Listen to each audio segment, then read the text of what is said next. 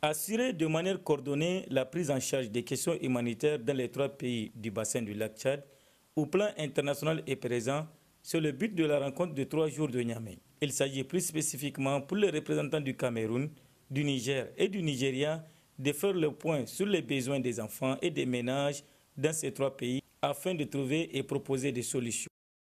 Depuis environ 2 ans, nous avons mis en place des axes stratégiques d'intervention qui sont essentiellement centrés sur l'éducation en situation d'urgence comme une priorité, la protection, notamment des enfants et des filles qui sont affectés par la situation de conflit que nous avons autour du lac Tchad, mais aussi une question très importante pour les gouvernements que nous appuyons et les populations que nous appuyons.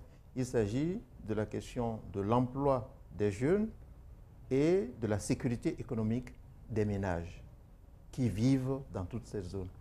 Pour atteindre cet objectif, l'Organisation humanitaire internationale table sur un certain budget.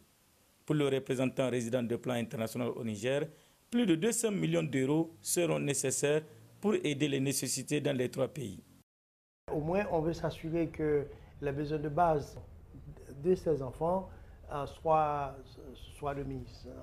Il faut, je pense que cette vision amène aux environs de 200, 300, 400, 500 millions d'euros. Et pour le moment, on a toujours de grands gaps et on cherche et on espère que les donateurs vont continuer à venir à notre aide pour supporter les familles et les enfants en besoin. Une mobilisation que le représentant du ministre chargé de la gestion des catastrophes appelle de tous ses voeux.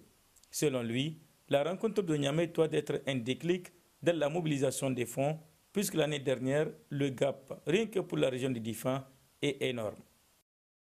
Pour étayer mes propos, en 2016, seul $1 sur 2 a pu être mobilisé par les partenaires pour couvrir seulement 46% des besoins exprimés.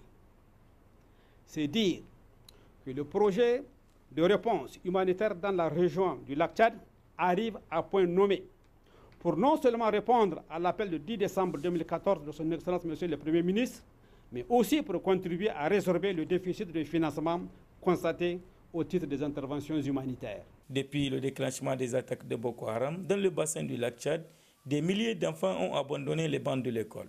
À cela s'ajoutent les crises liées au changement climatique.